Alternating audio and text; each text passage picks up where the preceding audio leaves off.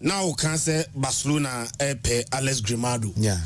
Once Barcelona should need backup for Alejandro Badi. Player be obebo as backup biano and my what we expect. Backup the move be name I said some you 2 and 3. Momo 2 is bray. Some more the obo. So bobo ye na yasem.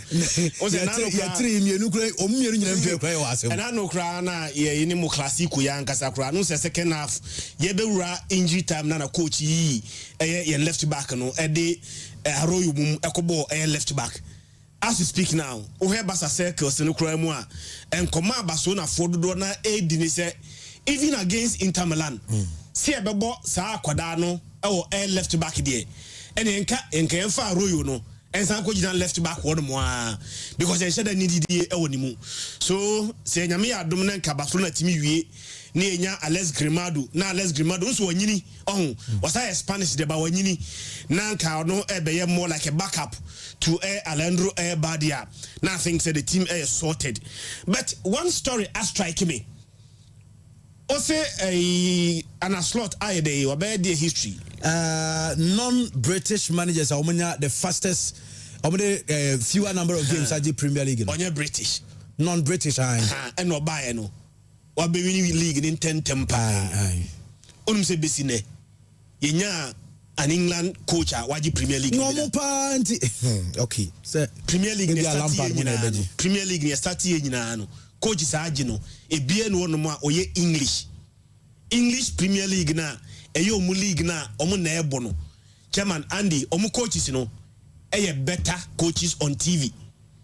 Be the adwuma no ma omu a and the Nkoyi.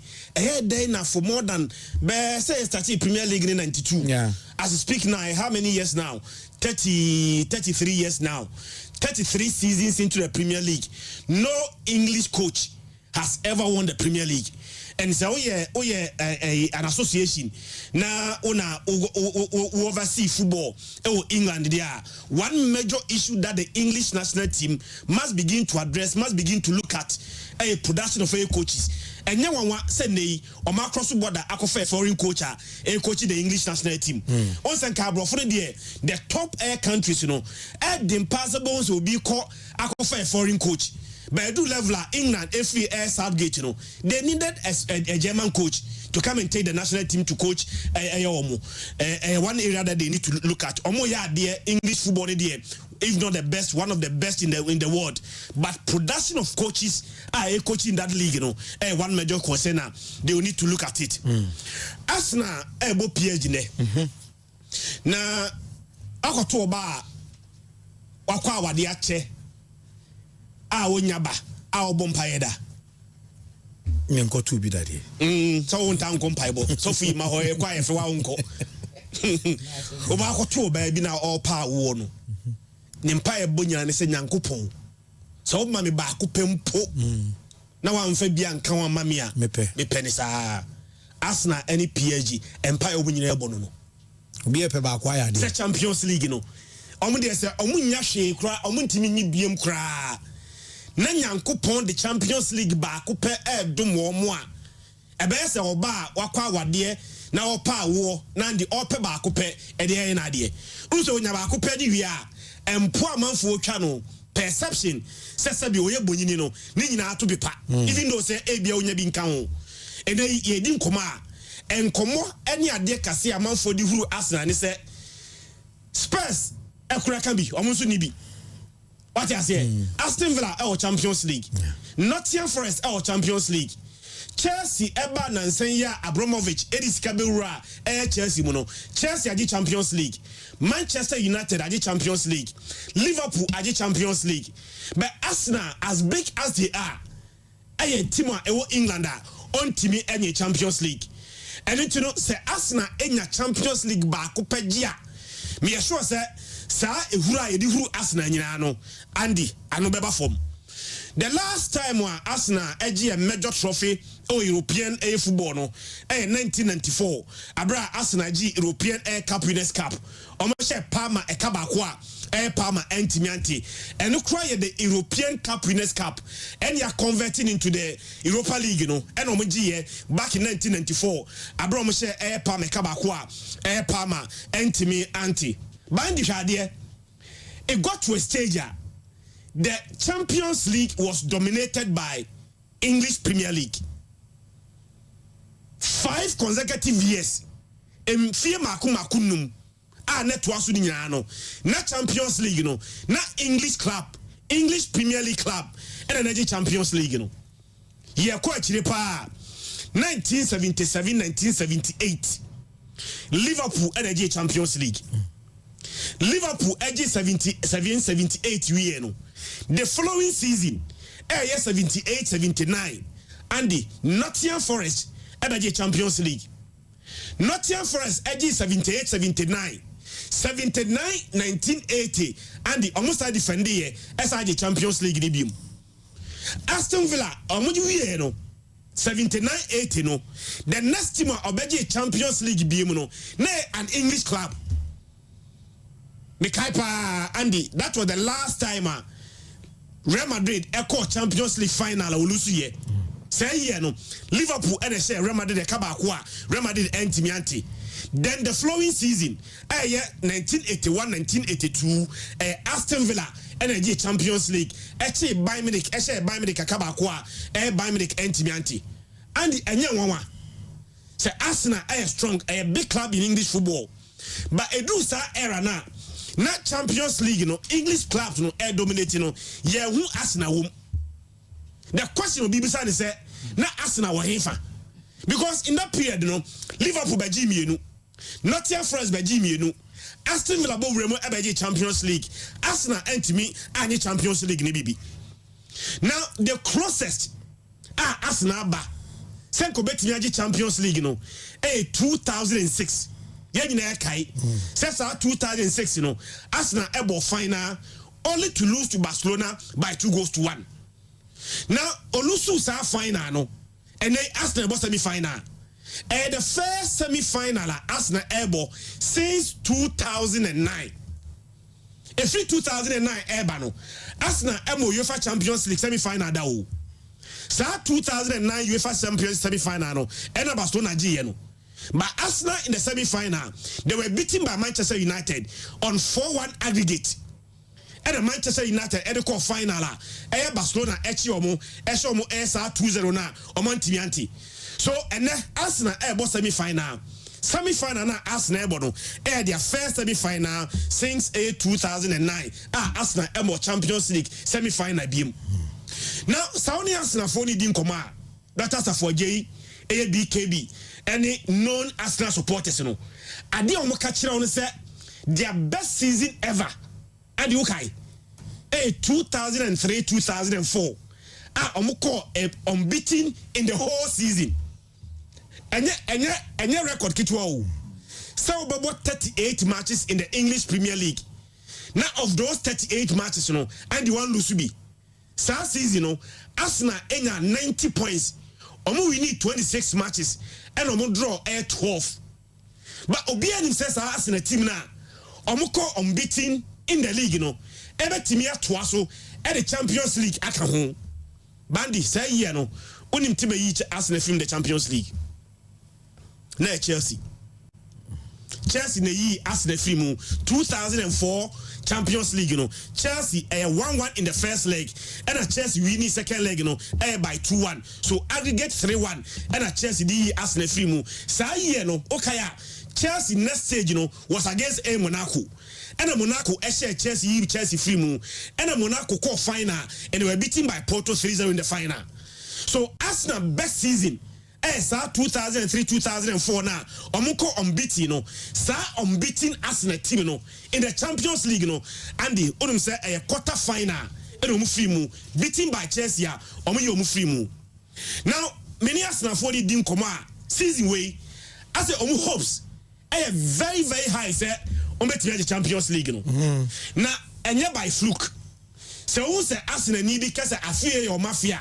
It is based on certain parameters. Number one, and yet easy. Say Ubetia Real Madrid in the Champions League knockout stages.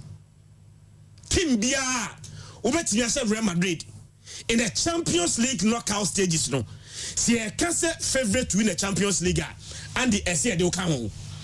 The manner in which Arsenal, Madrid film, no, quite convincing. No. Okay, here the Man City Ginasono. Man City and Real Madrid El Santiago Bernabeu dao. Here no musem for the Man City Gino. So musem 4-0. Etihad. But first leg no 1-1. El Bernabeu. Yeah. Here na Madrid ebeji no. The following year Madrid ebeji no. First leg no El Bernabeu no. And they 3-3. And a second leg ebe and they 1-1. So even the high flying Man City team no and to me and Real Madrid at the Santiago Bernabeu. But Arsenal share Real Madrid. No, I said 3-0. If away Santiago Bernabeu, remontada, and Real Madrid forced they are going to do the comeback. But comeback no armor. So then Arsenal will go back and beat Real Madrid again at the Santiago Bernabeu. Also Real Madrid both home and away. So also Real Madrid in this manner.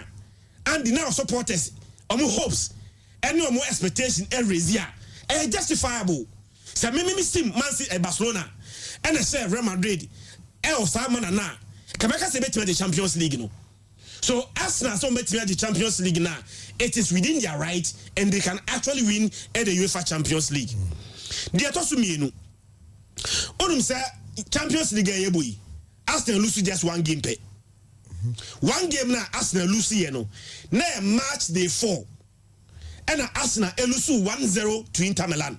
Group phase. Group phases no. Match day 4. And Inter Milan say Arsenal kabakwa. Arsenal anti. And the free Hobano. Arsenal abo 8 matches in the Champions League without a defeat.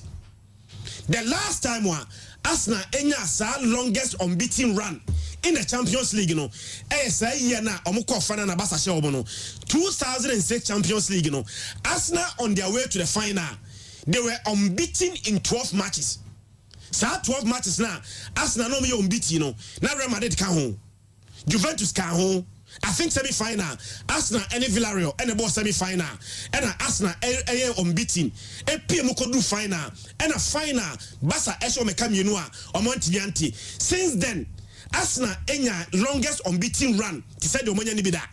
2006, omoko 12 unbeaten run. They played in the final. Arsenal elusu match the 4-1-0 to Inter Milano. Arsenal abo 8 matches in the Champions League. Abra Arsenal entimi elusu any of those matches. So these are parameters. Arsenal ejina so aka say bia afi your mafi na wontimi Andy embi groji omo. Now team back nso a ono nso ehia Champions League trophy back e dey na de no PSG meboa. Okay time na Catafort take over PSG. 2011. Catafort take over from PSG no. Adi na PSG for enye a strong house in French football. Na French footballer, na Lyon, na Olympique Marseille, and even Monaco. Samre no. Na French League 1. Na PSG ajimienu pe omajimienu. But from 2011 ebesi no. Andy omo the 11 A League 1 trophies. And akamienu no ho. So share the most successful French League 1 in terms of A Liga. Team added the draw no. From Team 2011. No only 2 A League trophies no. And then wabesa Marseille ho, wabesa Lyon ho, wabesa Monaco ho, abeje 13 A League trophies, more than any club in the French League 1. But the can say Andy, so yes local champion in area. Said Man City any dominance in English football or the Champions League e can ho no. The PSG for no hwe said be French League 1 there normal. Menya so say uye coach Andy. Now kona kwaji French League 1 e be ka so ya de o because normal o man normalize no. Akwa say uye coach for Bayern Munich. Na ode Bayern Munich ege the German Bundesliga. They see say normal there's no competition. Dia coach dey betimi age. But the ebema yetimi age wa 2 ni say Uye dominance fie no Now the Champions League count. PSG for a try. So many Champions League, and the almost team cancer Champions League trophy. In the process, Amabokao, FA Messi, FA Neymar, Ebeka Mbappe ho. Omo ntimi even at a point in time, the closest are PSG for aba. So I'm so betting the Champions League, 2019-2020. Sa COVID era no. Me kai pa basa ya were ho ba ko no. Sa Bayern Munich team na say A2 no. Say year no na PSG focus here Bayern Munich in the final. And a Bayern Munich for say PSG ka ba ko a PSG anti. So all two teams almost story. Yeah. Obi per one Champions League. Obi abo final ba ko. Obi a final ni nyina no. Obi anso elusu those final. And it a very difficult situation now. Obi a Champions League no. And so etimi aje. PSG for hope. So betimi yas na free me say against English team what the kaka. Oni as na share mprenum. But oni as na share mprenum no. They are yet to win a game against Arsenal. It is true. But this season, have you watched PSG against English team at the knockout stages? And yet the same PSG and or fear at round 16. Liverpool better and a kabako one team anti. Second leg in himself, Liverpool better qualify. I won't defy all us. Eba Anfield, ebe say Liverpool kabako. Balance tie no. The game no call air penalties.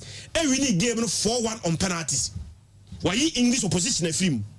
Why in the film we no? The next opposition was another English opposition. Aston Villa. In the face of Aston Villa. First leg no we are Jumano 3-1. Obelusu second leg no 3-2 there. But and I'm saying no we need first leg 3-1 no. Was say another English team efimwa one also the corner him. So and then Arsenal is not just playing for themselves. Arsenal must represent the English Premier League because Arsenal so he Liverpool film, why Aston Villa film, no start be Arsenal film one. Now you acquire the French league, in the face of PSG, a total dominance over the English Premier League. So Arsenal Obama home, but Obama home, Arsenal represented English football. Now.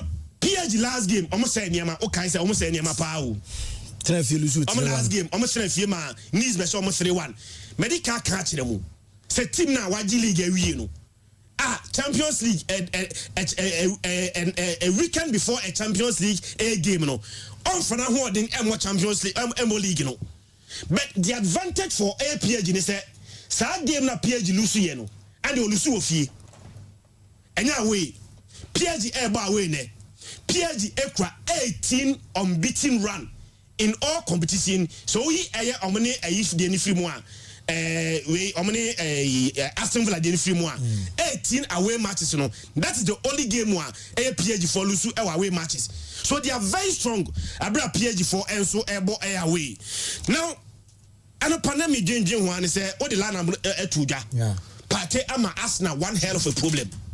One hell of a problem in the absence of air party. Medical can. On what the case here this season, March day 2.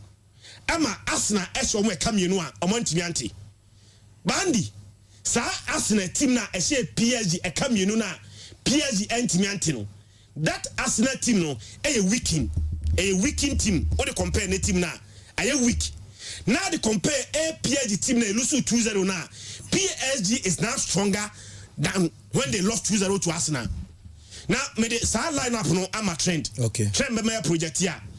Players started the Arsenal in that first line obviously 2-0 no. As many as 4 key players will be missing today's game. Johan Yankwe na side lineup no as far back in October. Yes. And Omushia the same venue. No, Arsenal bet me now so yes between October and now, a lot has changed. Arsenal had David Raya in post, Jurian Timber, who is playing today, William Saliba, Gabriel Magalhaes, Ricardo Calafrio, Bukayo Saka, Partey for this game, Declan, Martinelli, Kai Eniho, Trossard. So how many players now? 4. 4. That players, that team now, Arsenal, they show mono. It move 4 any available, but the 4 no 2 are. Mimi feel is affected Arsenal that much, Calafiori and Gabriel, because the last 2 games are Arsenal boy without them, they fare very well. Lewis Kelly, ball in the place of Calafiori against Real Madrid, he did excellent job. And a Kiro, and so any Saliba ball, the 2 legs over Real Madrid, I think Arsenal did not have so many issues. But baby, Arsenal, pata how monopano, pata yellow card no cocodino. Who's Arsenal any striker? Arsenal any striker no. Bomb Mikel Merino as a false 9. False 9 no Frank Akranka man Arsenal. Even against Real Madrid as a false 9 position no. Mikel Merino be share go. Yeah. But any party absence no. Was say Mikel Merino day. Every force number 9 no. Eko gina mfinfi honom. Now one able force number 9 no Edem Arsenal. Arsenal able alien do air trouser. What I say? So party absence no. I make it 2 changes. They need to replace Air Party. And replacing Party no, and see if Mikel Merino, every force number 9. A boss everyone fin. Now Brent Fan Air Trozano, every bench, everyone Mikel Merino a position. Okay. Now share a PSG team now on the ball, South first leg. Donnarumma, Nuno Mendes, William Pacho, Marquinhos, Hakimi. Omina Hone. João Neves, Fitina, Zaire Emery, Ebeko bench there. Fabian Ruiz started. Fabian Ruiz na babishim. Yeah. Bradley Barcola and most likely started from the bench. Ama Doué ebebo. But Kvaratskhelia and the Belgian side. And Dembele no any coach na issue into Anfana nko sa game. And Canley and start here. So Dembele now Dembele back. Kvaratskhelia because na omuza Kvaratskhelia we January sign. It's something no onye PSG player. Afino about kasa team no. Sa PSG team na Arsenal share 2-0 no. What do compare Arsenal team na share 2-0 na? PSG is strengthened. Why ding? And Arsenal team na share PSG 2-0 no. A bit weakened. And say Arsenal for just like I said, yes, omu 2-0. Tibet match almost 2-0 now. Between then and now, a lot has changed. Okay? Me we have a match If Arsenal has any chance of winning this game, this tire, 2 players, Arsenal will need to keep them quiet. 3 cry. Kvaratskhelia is one player I admire so much. So Kvaratskhelia no ever go against Lewis Kelly. Yeah. Lewis Kelly 8 million Jumano against Vinicius. Yeah. I think he has to up his game against Kvaratskhelia. But we only feel on more.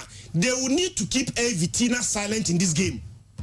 Vitina quite a Barcelona's Pedri. Yeah. And money boss ball no or control game under pressure and make sure that is why not party job. Yeah. I understand. But Sapate one more also can Jorginho, but Jorginho is out of the season. Yeah. But Jorginho cry one more. Andy, can you believe Jorginho bet me party jumanana? I doubt. Mikel Merino up on force number 9 sir after Bobo air central midfield. Can he do job na party nana? And it's to be able to keep Vitina silent and to a large extent keep a Brent Fan Dembele silent, we do the magic for Timo and Arsenal. Okay. Again, Arsenal will not win, but I don't see them winning. Honestly speaking, they need to win, but you don't see them winning. I don't see them winning. Okay. Maybe Arsenal best resource in this game will be a draw. So Arsenal bet me a qualifier. Ebia Pateba second runner. In the second match now, they may wait about Arsenal to qualification in the second round. But in the first leg, to a large extent, their best resource can be a drawn game. Christian, Maxwell and Amedruno. So now, Kwajoba say if PSG can organize and play the close passes swiftly like they did against Liverpool, then I see an advantage for PSG 2-2 or 2-1 for PSG. Max, yeah, well, the last time Arsenal called semi-final, it was Barca who won. The last time they were also in the final, it was Barca who won. Now, PSG themselves, the last time they were in the final, it was Bayern who won. Teams and of course, don't forget that Flake was also there in the takeover event together with Lewandowski when they beat PSG in there. Into this Champions League, there is a lot of history behind it. But there are 2 coaches, Lucho and Mikel. In the Spanish game, no. As also a former Barcelona and Kuala. So almost style of playing is almost the same. So what's going to be the difference? The difference is this. Also, 5-1 aggregate win now. Arsenal over Real Madrid. Now fluke. And for me, I think Arsenal will be fearless going into this one. And again, head to head, and so a play for Arsenal because in 5 games, any our kind initially, Arsenal we need to draw 3 against PSG. So Arsenal unbeaten in 5 against PSG. That's also a good thing. And even this season, almost shown by 2-0. Odi not to Arsenal 11 match unbeaten record at home in this competition. Among winning 9, a draw 2. And the fact that Arsenal are out of, and that's all more domestic see because they know where they will be. And I think they are very much focused into this one. They will come all out and make sure, say, and Bekwe. So Arsenal is looking forward to getting to the final for the first time in 18 years. But with that said, no, Arsenal had the first London club or called the final of the Champions League. That was in 2006. Don't forget, Chelsea first final was in 2008 at Manchester United. And 2013, Omunukoi by Munich Etumi Eddie Frame. Well, PSG DNSA. In England, PSG and drive so they need to play better than what they've been doing. Yes, the only exception was when Omuyi Liverpool Eddie Frame. Even that one was very, very close. Very, very close game, but yet Omoya you need to take it for them. But game not only Aston Villa boy, and he said one on body Arsenal Beshom. Yes, Arsenal, because the record in England, yes, say when winning 5 and we lose 1. And the PSG ain't said down for that. When you say PSG's last 4 semi-final matches or more losing in say home near away near the last 4 semi-finals, no, they or lose. And this is also a semi-final game that they should be. Sometimes they can lose the second and also make sure that they might qualify. And I say, yeah, goal difference and all that when we win by no. But Omudru semi-final, that has always been their problem. But of course, the fact that we Liverpool and Aston Villa free, mono. As Arsenal year, but I'm saying Liverpool game was close, and even Aston Villa they played poorly. It was Villa for na minim. No, if you say be a first leg they done and dusted. Because if Villa had worked a little harder, and come to me PSG Eddie Frame. With that said, Bukayo Saka, I'm looking forward to him being the main man for Arsenal today. Also, I say 8 goals in this competition. So but Arsenal did the end so she goal Arsenal and lose game. Out of those 8, name 7, Arsenal won. And also the other one, no, and they in a draw. So Saka getting on target for Arsenal will be a good one. Now, Ousmane Dembele enya a goal on assist. Obey PSG player were making most contributions in a single season for them in the Champions League. Now, technically, Arsenal won 9 clean sheets in 11 home games in this competition. And that makes them strong. So it makes them very strong. Technically, Vitinha, Patifrino were free in the hair, but how to say, Pateni will be obeyed to me. I can't Vitinha down in the midfield. It is a Vitinha to me. Sorry, now PSG dominating midfield on Besha Arsenal because this game will come from the midfield. They will be dominating midfield, Biano. Obey to me and win a game. No doubt about that. Attack in the Omunina is strong. PSG will find a way to score, and Arsenal will also find a way to score. But Arsenal home record in this competition, head-to-head record with PSG, and also. Arsenal is a clean sheet no with defensive solidity no it puts you ahead of this very game or mobile. May it be a 2-1 for Arsenal if there's going to be a win, and I say at least maybe a 1-1 draw will be a good game. But finally, there is this issue. Say anytime there is a problem at the papacy, we are talking about the office of the Pope, meaning that say Pope be from 78 ban English team Champions League. It be more in a contention because of Man City, but this is how it is. In 1978, John Paul I, Pope Niwe, and Nottingham Forest, Nigeria. Now, in 2005, Liverpool also won when John Paul II died. Now, 2023, City, Nigeria, but had the say the Pope Benedict died in 2022 December. But what I say? Into a year, they bought Champions League that season, but the preceding Champions League final boy, and also called England. And see, people are also asking a lot of questions. In 2025, another Pope ever down. Is it going to be the time for Arsenal? A follow trend, but I think they still need to put in a little work in making it work. See, then we back Arsenal to win like 2-1 or at least a 1-1 draw will be okay. Like I said, while be dominating midfield, seriously speaking, you are going to say Pate Bobianka make Arsenal Beshom. So either 2-1 for Arsenal or 1-1 will be a good score, Andy. Kwakula, I will say, Andy, Arsenal should forget the Champions League. Their specialty is FA Cup. Wow. History will repeat itself. Michael Owen was huge for Liverpool. he left for Madrid and Liverpool won the Champions League after. Mbappe's move from PSG to Madrid and PSG is in contention. Chat no at two. Who's a busy me through Arsenal, Barcelona through Arsenal in the final, and then I say Arsenal in free. If you're asking me between Arsenal and PSG, my honest opinion, one I'm through no as a Barcelona supporter, me through PSG more than Arsenal. Yeah. See, Benya Arsenal in the final, and see Benya PSG in the final. Can we choose Arsenal rather than PSG? PSG is too scary. But Arsenal can beat me a continue. Manageable. In your country, manageable. But sa Vitina, any board, any Sakura, Scalia, any Dembele, any Bakola, and not do any board or Mobono. And they're too scary. So I am not predicting. Minimum Christian, yeah, discussion we said, young, two goalkeepers on them and they are two sides now. So I had. They've been very instrumental for their club. Look at Donnarumma there, for Liverpool second leg game. No, their game against PSG, not for Donnarumma, probably not PSG be free. Same way, David Raya. He's been so amazing for us now. Yes. Keepers in here to play a key role in today's game. And a PSG right side, Kvaratskhelia ball ni mono. Na Hakimi so that the chi. Juma Kessie and Arsenal on their left side. So Lewis Kelly ball on the left, Arsenal left back, will defend against two very crucial players. Ashraf Hakimi in the right back, just in front of Hakimi.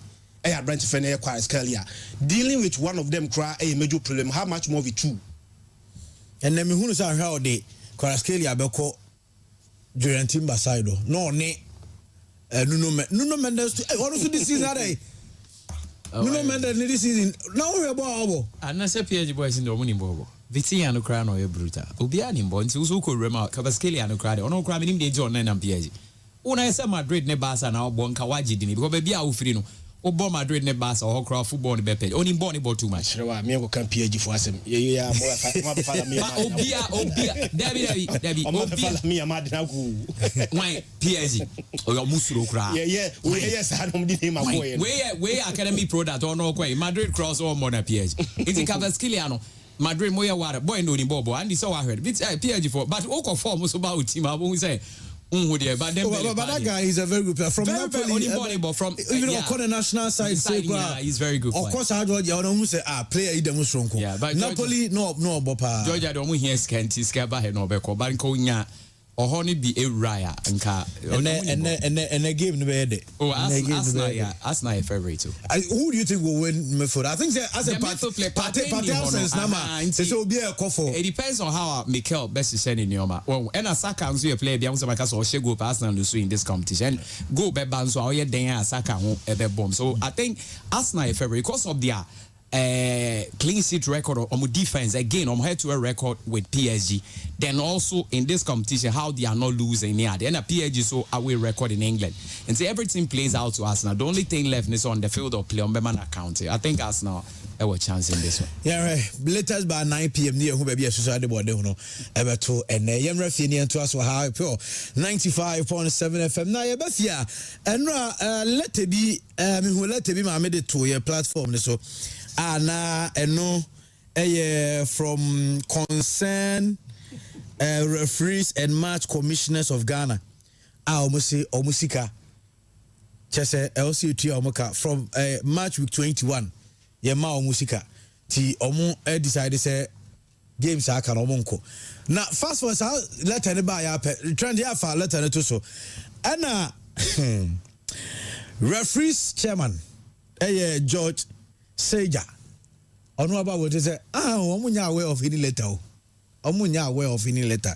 Name Australia sports minister any omo kebi egum say omo situation in famo. The minister for sports, Yapa Chow, the Nyamidi Sremu, step in and rescue this situation. We don't want to wait until the guy tell you that they don't have lawyers to go to the various centers to handle the football matches. Abanisana, they will be bypassing the leadership, and that is what they have done because they feel Munya Butre 5 years is going to 6 years. That is why the boys are doing that. Nothing can control more. They know everything, so becoming fed up. So we are pleading with the minister, Yapani Chawa. They should step in, and the chief director of sports should step in and rescue this situation, or else we don't know what to happen tomorrow. Well, I know the referees chairman. They say referees the match commissioners. Weekend you don't forget say about has nekotoko. And I say referees they say from March to 21 in Pia. We just say referees naturally letter. And now chairman when you say because I didn't know be duka now trail letter requesting for your money na ya anonymous. Ambo. And to be natural letter NABS security on behalf of the referees. Because it doesn't make sense to me. What they make? I'm coming to demand for my money. Why must it be anonymous? No, he. Na anonymity, no. Yeah. Na me ya dumna ye match. Are you not going to officiate the match, no? Yeah. See, my match now because we need ya. Then sa anonymity, no. A chance I will come home. Yeah. What I say? Saturday, set weekend the matches. Yeah. Then weekend we referees no match letter. Mo say mo suspend mo services because in Tuamoka rightly so. Unya tuma mi ntia oka na to unko so nye. But umpese obey you wodi. Umpese obey you wodi no. Then Andy, I give you a match. Say koneko officiate. Then oka se match no konko officiate. You are no more anonymous. You are part of those who wrote this letter. We know you. Now we know you. So why are you hiding? Why are you hiding now? Now the threat now omode talk no. And then very serious. The last sentence that they made. We wish to conclude with an 18th century adage which loosely states that an empty sack cannot stand upright. What you say? That's it. But no. You expect the referees to be upright. But the referees, you know, digital guys was say Koma now it's a Jamambo. And the referees nature will say, so don't expect them to be upright. And I've issued a threat. And that threat, you know, Andy say, yeah, consider address here. The ultimate team among best of no, the Premier League class because honestly speaking, then in modern day football. Almost a domoka from UK allowances for week 21. 21 weeks are unpaid allowances for 21 weeks. And yeah, 29. 29. So what year 8? Yeah, tier 8. 21 matches, match commissioners, any referees, any allowance they remains unpaid. They are telling you. Yeah, any Christian no penalty here course so brekum Chelsea nations.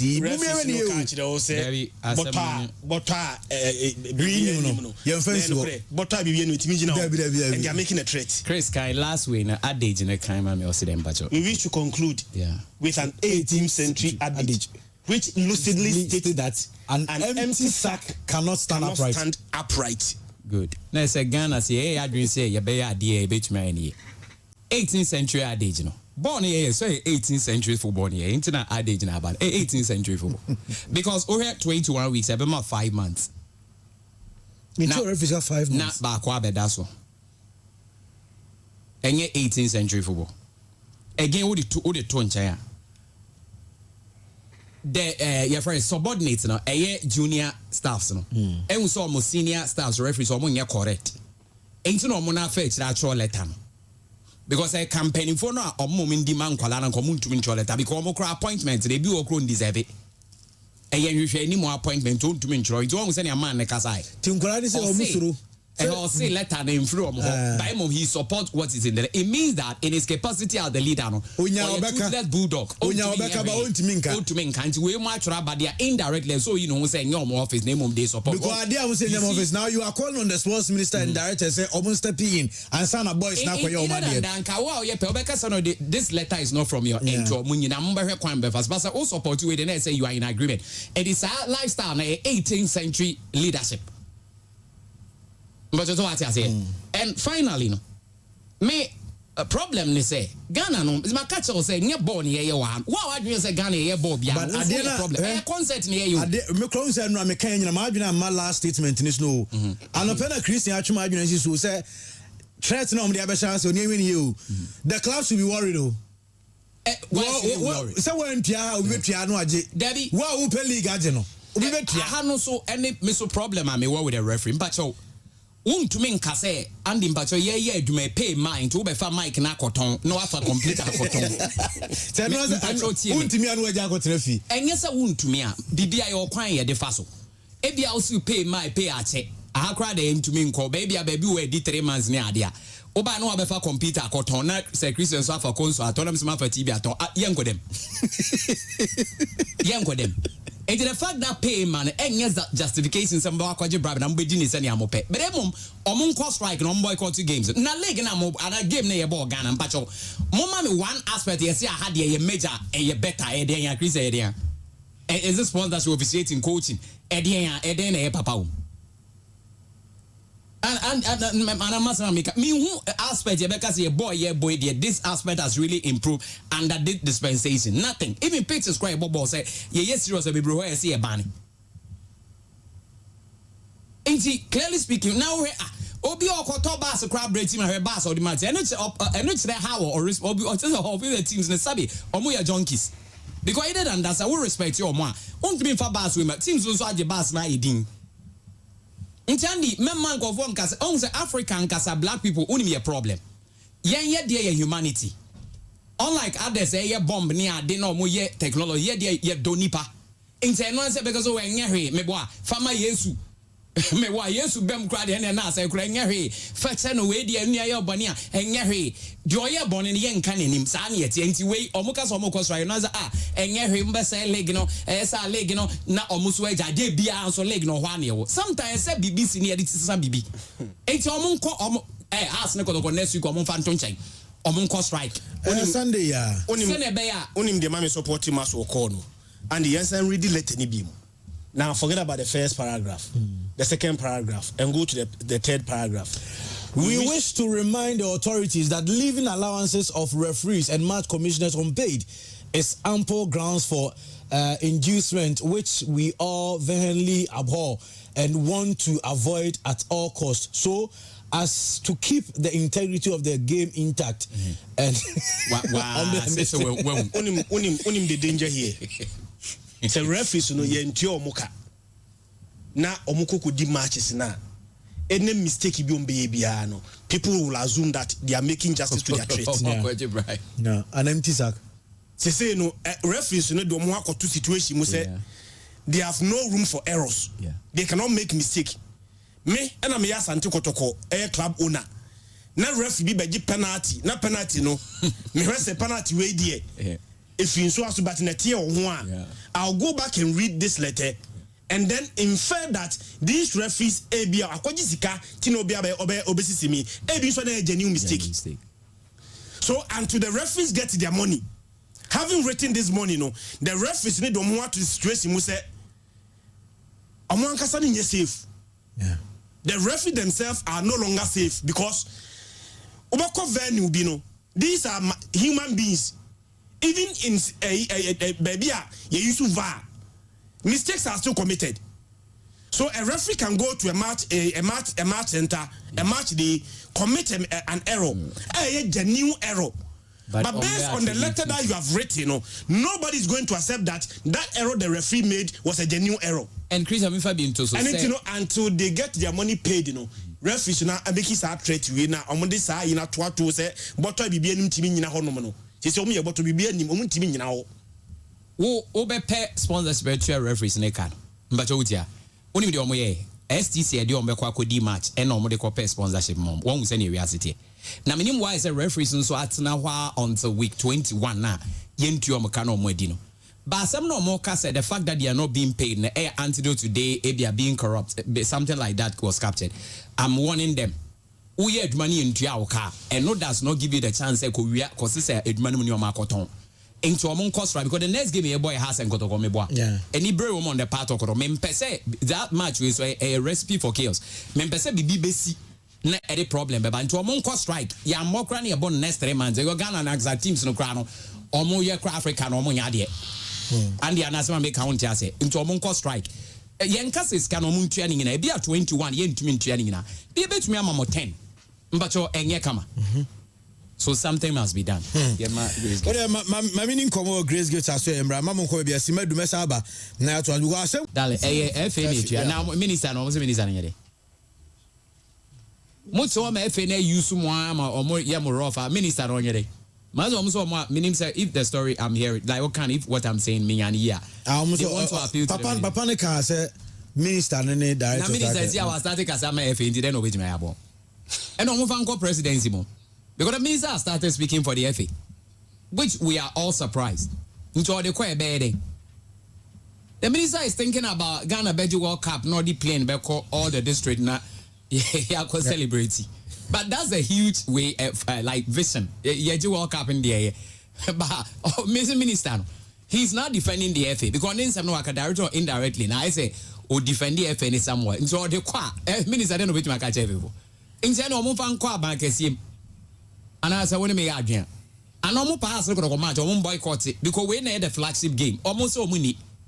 Ni ejale gine to abe one omunjina monaso because media Americans say e ka de on yes say e ka say phone na penny bi na busa abe na mete na me do say e ka na phone na what it means they be and me do ka be 2000 na mama 1000 na ka say wonja una over problem but mama 1000 e ka na ka say 1000 until you are good to go until say 21 weeks in kra na e betumi am 10 and not even 12 15 kra Skadi in Ghana, but deliberately would you say Ketokro or no your friend Nakaf for Nanga or no cap the vice the president or no pay. Nakaf for honest me who your more mudi is a serious issue. In their home country crown situation, ye born no more ye who aspect are improving. Until when it gets to Kafa, then or they cobwa. That is the reality. And some Ghana no Yamia say ye will grace be. So be a Ghanaian na a babo man because we dia yaje jeni adin so almost so yeso because Ketokre ko kodiva ni krom ko ni stadium e dey stand up football inti based on there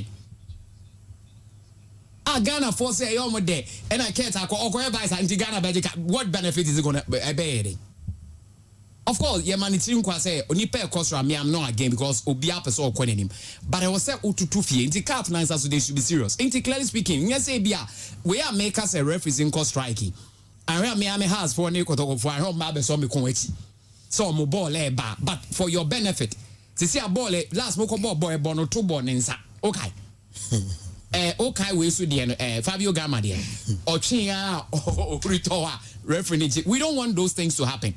Ain't omon cost strike no mun use game was the minister the omo the forward a waste of time no mun making sure say FA any omon tenase at least 5 months impo any the mom say munji way for the meantime as an effort but say mo papa mu di adwuma yon first na referee adwuma on minimum ana mo kro ba ya na e won grass in the who referee na respect no be a bomb pie so inti akola bi o school e bi onima de no say ye bobo school games on the referee na mebo. It's not a attach a lot of intelligence and wisdom and everything to it. But then obi ho chere na onim hwe obi o me kodi referee no ye rough. Inti referees ni making sure say ombe boycott match we. One who dey make sure so mo am first can be at least your mom half ombe ko ba minister na ombe fan dey adi. Me hu say bia be so. Okay. Enra na me pese yes more education bi kakran sana darling problem. Safuduku Okruma say amanfo send me personal messages on Twitter any bibia person who pull a case update.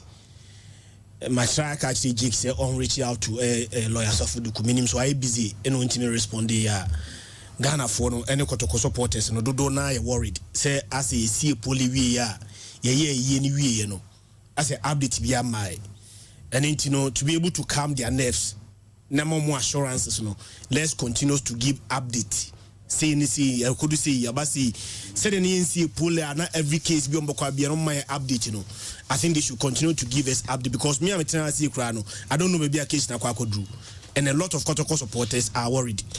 Trent media dey be my first one and I'm the man you catch the clubs and they say samu ko congress monfa cratch for Ghana Premier League clubs samu ko congress monfa mu team mu administrators your secretaries your team lawyers and fanko congress they will be able to ask the appropriate question and subject a proposal to proper scrutiny. But what do they do? Yako congress na yakofa ebia obia no ontimi kinkai kra no representative club no what they go and do is to do and respond to everything that is said at congress. deɛ nso atremanfo ato nso atreman na F4 yɛ no ɛyɛ ade a ɛhyɛ Ghana Football Association 2019 Ghana Premier League status mu first one Trent, the first one let's project it down for nkai ni ehu say we Ghana Premier League club now we are aware of this now fe na watch letter akobisa FA say omo explain it there that it means you went to Congress without even knowing this. Andy, we are 2019 Ghana Premier League regulation 2019 withdrawal of clubs from competitions and league na club be in free mu a onum say emre bia be hye bia no ya na based on precedents say BBC na egina so asemra and based on anticipation ye hwe animu a BBC ebetimi asi na sasa de kro ni si wi a de na enya mfa ho esi Ghana Premier League regulation say 2019 SCA Ghana Premier League in any other league bia no na say club be in free mu a what are the conditions as NFF issue? Just read it to them. A club shall be liable for misconduct if it withdraws from a competition after the competition has started without just cause. Any club intending to withdraw from any competition must give notice of intention to do so to the GFA not later than 14 days before the commencement of the competition. Should a club fail to comply with this regulation, the association shall have the power to compel such offending club to refund any expenses incurred and take such further actions as it may deem fit. Without prejudice to any provision in these regulations, the disciplinary committee shall have the right to take appropriate disciplinary decisions, including but not limited to an imposition of a ban or demotion against any club which withdraws from a competition or fails to honor any match without just cause, and may also ban officials of the club from taking part in football activities for a specific period. Let's come to the 5. Okay, 5. Where a club withdraws from the league after it has started, any match which that club is scheduled to play shall be considered forfeited, and accordingly 3 points and 3 goals shall be awarded in favor of the opposing clubs. So what the FA are doing enshrined in their 2019 Ghana Premier League. What they are doing, anything wrong with what they are doing now? So if we're a club, I'm surprised certain clubs are now writing say FA it means they don't even read their own status. Congress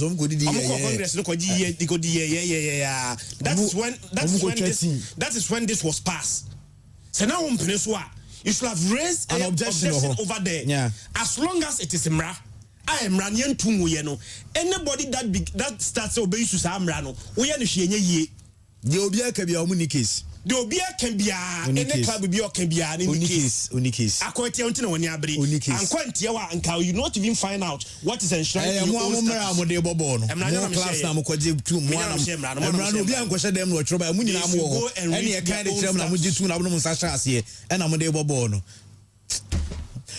Remember has folk there so I mean komo e wa genje me da so ye mra sisi ye yenko hwe yesen wasem yenka na ye ba